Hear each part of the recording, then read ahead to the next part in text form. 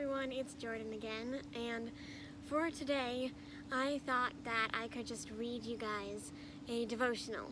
This is from Sarah Young's Jesus Calling. This is a great little devotional book, but I'm not reading today's or yesterday's or tomorrow's. I am reading one from February 15th. And before you laugh too hard at me for picking such a random day to read from, let me just say that this one, I picked it just because I was reading through this book and this one just really caught my attention and really spoke to me, and I think you guys are really gonna like it too because it's a beautiful, beautiful wording and just really hits home for me, and I think it will for you as well. Come to me with all your weaknesses, physical, emotional, and spiritual. Rest in the comfort of my presence, remembering that nothing is impossible for me. Pry your mind away from your problems so that you can focus your attention on me. Recall that I am able to do far beyond all that you ask or imagine. Instead of trying to direct me to do this and that, seek to attune yourself to what I am already doing. When anxiety attempts to wedge its way into your thoughts, remind yourself that I am your shepherd. The bottom line is that I am taking care of you. Therefore, you needn't be afraid of anything. Rather than trying to maintain control over your life, abandon yourself to my will. Though this may feel scary and dangerous, the safest place to be is my will. I think that one is beautiful, and I love how it talks about just abandoning yourself and just falling into God's will. And it admits that that's a very scary thing to do and a very scary place to be. And part of me is always like, why does that scare me? I shouldn't be afraid of that, right? I love God, I trust God. But there's just something, I don't know, for me there's just something about, yes, but will he do it my way?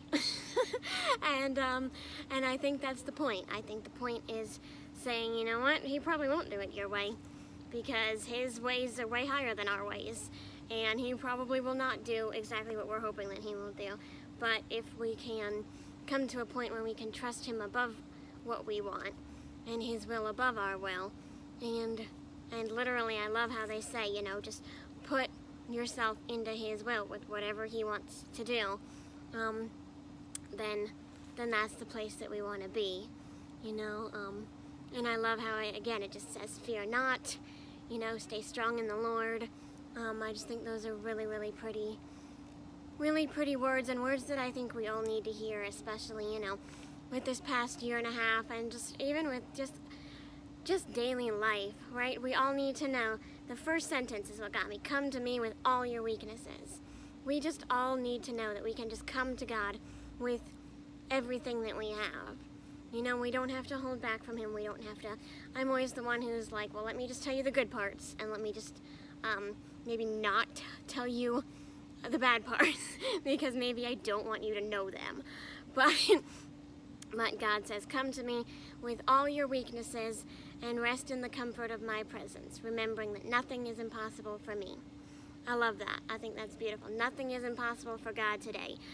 Fall into his will. Bring him everything. Bring him the good things, the bad things, the weaknesses, the strengths, anything that you're going through and everything that you're going through. That's something he's been teaching me lately, is to just rest in him and pry your mind away from your problems so that you can focus your attention on him.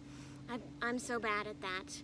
I'm so bad at that. I want my mind to go directly to my problems.